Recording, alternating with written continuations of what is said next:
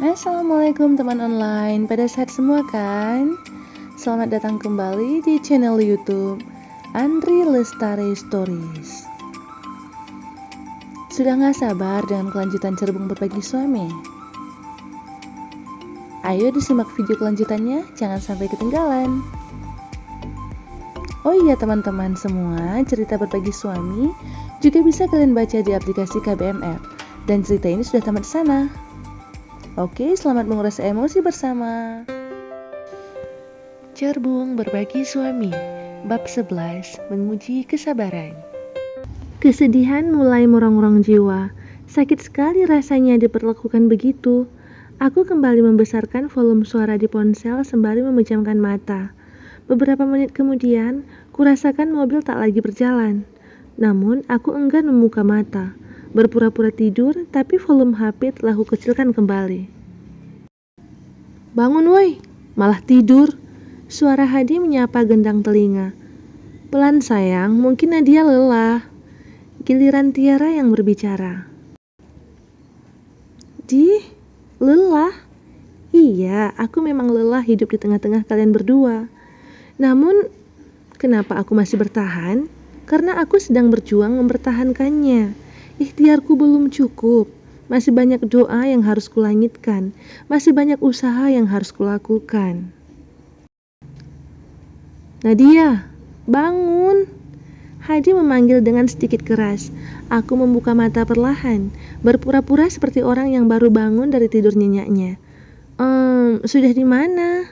Aku bertanya sambil melihat ke sekeliling. Dunia lain. Jawaban Hadi membuat hatiku menciut untuk kesekian kalinya. Aku pura-pura tidak mendengar, bergegas membuka pintu mobil dan keluar sambil mengembuskan napas kesal. Ternyata kami sudah di parkiran sebuah restoran seafood. Ya, setauku Hadi memang sangat menyukai seafood, meski dia harus merasakan gatal-gatal karena alergi. Akan tetapi kesukaannya terhadap udang tak bisa dikendalikan. Biasanya yang kulihat selama tinggal bersamanya, dia akan segera minum obat anti alergi setelah menikmati segala macam jenis olahan udang.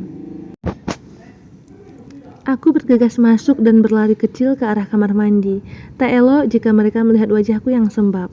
Meski tak sampai mengeluarkan air mata, aku merasa jika penampilanku sudah acak-acakan karena melihat keromantisan mereka berdua tadi. Setiba di kamar mandi yang terlihat bersih, aku membasuh wajah dan mengeringkannya menggunakan beberapa lembar tisu yang selalu berada di dalam tasku. Kemudian aku memoles ulang lipstik, sunscreen, serta menyapukan sedikit bedak di pipi. Terakhir, aku menata ulang pasmina instan menutupi kepala. Setelah merasa puas dengan hasil akhir, aku pun segera keluar dan berjalan menuju tempat duduk. Sengaja tak mencari mereka berdua, aku memilih duduk di sebuah meja yang berada di sudut ruangan. Lebih baik Hadi dan Tiara tidak berada di dekatku, karena energi positif di dalam diri seperti habis terkuras. Aku merogoh tas kecil yang teronggok di atas meja, mencari ponsel untuk menghubungi Hanin. Hanin, aku tunggu di restoran seafood delicious. Sekarang. Sebuah pesan kukirimkan pada sahabatku itu. Tak harus menunggu lama, Hanin langsung membaca dan membalasnya. Oke dear, wanita itu akan datang menemuiku. Dari arah berlawanan, aku melihat Hadi sedang sibuk. Tidak terlihat Tiara di sampingnya. Hadi tampak seperti sedang mencari seseorang. Aku abai dan tidak lagi memedulikannya. Tak perlu juga aku tahu dia sedang menunggu siapa. Kusibukkan diri dengan memencet layar ponsel. Beberapa menit kemudian, aku tersadar jika ada seseorang yang berdiri di depan mejaku. Aku mendongak dan melihat Hadi berdiri di depan mejaku. Lelaki itu menyilangkan tangan di depan dada. Memang kebiasaannya seperti itu. Hubungi siapa? Tanya Hadi sambil menaikkan sebelah alisnya. Aku memadamkan layar ponsel, kemudian berbalik bertanya, memangnya kenapa? Kenapa menghilang? Kita duduk sama-sama di meja yang telah kupesan. Hadi masih melihatku dengan tatapan dinginnya. Aku di sini, ada temanku yang mau datang. Jawabku tanpa ekspresi. Siapa? Laki-laki? Tanyanya bernada menyebalkan. Kenapa kamu ingin tahu semua urusanku? Di sini aku mau makan, bukan berdebat. Seruku tak senang. Ya, karena kamu istriku. Hadi menaikkan lagi sebelah alisnya. Tatapannya itu membuat kekesalanku tak bisa kutahan. Istri, istri, istri.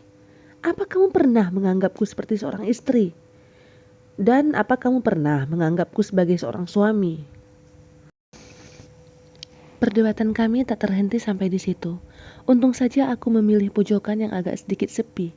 Hanya beberapa orang yang berada di meja depan saja mencuri-curi pandang ke arah kami. Sudahlah, kalau kamu memang mau beradu argumen denganku, nanti saja di rumah.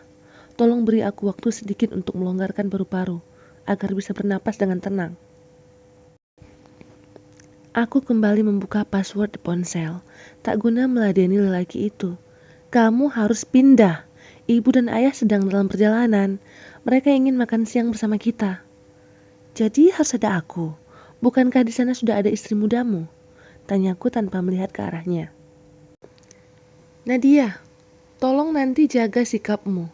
Jangan sampai terbongkar sebelum waktunya. Aku sedang mempersiapkan semua untuk memberitahukan kepada mereka tentang Tiara.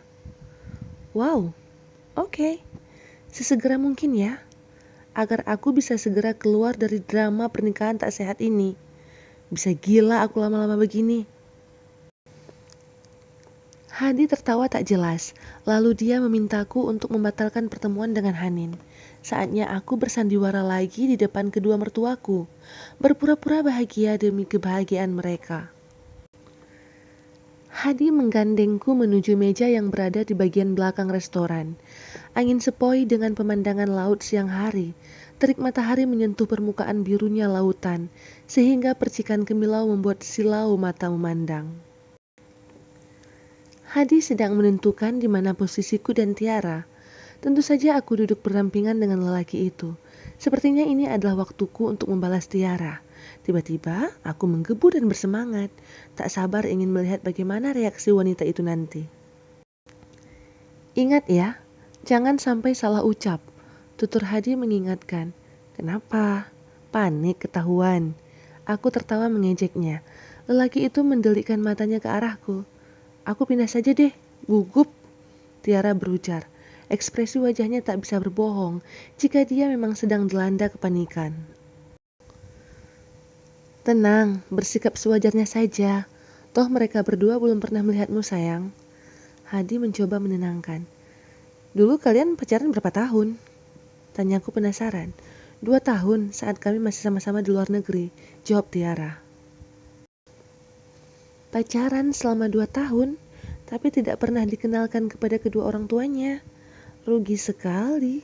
Untuk apa juga berlelah-lelah menjalin hubungan tak halal? Sekadar dikenalkan pada keluarga pun tidak. Untuk apa dibilang sayang? Tahu-taunya ditinggal nikah. Ya, sebenarnya posisiku lebih menyakitkan. Namun, aku tak perlu bersembunyi-sembunyi seperti Tiara. Tiara pun mendengarkan saran dari Hadi. Dia tetap duduk di kursi tepat di depanku. Mereka masih asik mengobrol, sementara aku masih sok sibuk dengan ponsel. Nadia, itu ibu dan ayah, simpan HP-mu. Tiba-tiba suara Hadi mengagetkanku. Aku buru-buru menyimpan ponsel dan berdiri menyambut mereka. Hadi tak lupa menggandeng tanganku. Hatiku berdesir dibuatnya. Sekilas kulirik ekspresi Tiara. Mata wanita itu tak lekang menatap kami nyalang. Aku mengeratkan gandengan sambil melemparkan senyuman termanis ke arah kedua mertuaku. Begitu mereka dekat, ibu langsung memeluk dan mencium pipiku, kiri kanan dengan mesra. Lihat Tiara, aku selangkah lebih beruntung daripada dirimu.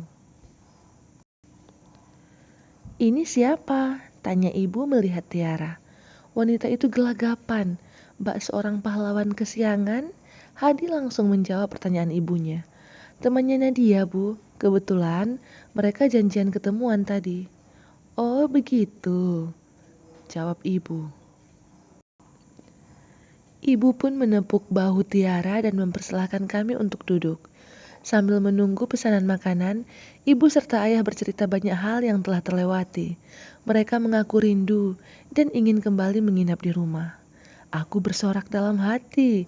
Itu adalah kabar baik untukku. Aku pun telah merencanakan sesuatu. Bu, bagaimana kalau kita liburan saja? Aku sama Hadi sudah lama tidak liburan. Sambil berbicara, aku melihat ke arah Tiara dan Hadi bergantian. Oh Tuhan, lihatlah ekspresi Tiara. Wajahnya ditekukkan sambil memasang senyum pura-pura. Amboy, aku bisa membacanya sayang. Ide bagus sayang. Ibu setuju. Oh iya, ajak Umi serta abimu sekalian ya. Ibu juga kangen sama mereka, terutama sama umimu. Alhamdulillah, Hadi tak akan bisa mengelak. Aku berseru dalam hati. Tapi Bu, aku sedang tidak bisa ambil cuti. Hadi berkelit. Padahal tadi di mobil aku mendengar jika mereka ingin pergi berbulan madu. Bisa, nanti ayah yang atur. Ayah berujar tenang. Iya, Hadi bekerja di perusahaan milik keluarga, dan ayah adalah pemilik perusahaan tersebut. Mana mungkin Hadi mengelak lagi. Bersambung. Jika ada yang ingin berdiskusi terkait cerita berbagi suami, bisa langsung hubungi aku melalui akun FB atau IG-ku ya.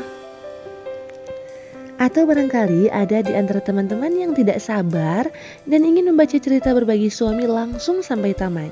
Teman-teman semua bisa mendownload aplikasi KBM App di Play Store dan cari akun KBM App-ku ya. Oke, wassalamualaikum warahmatullahi wabarakatuh. Dadah.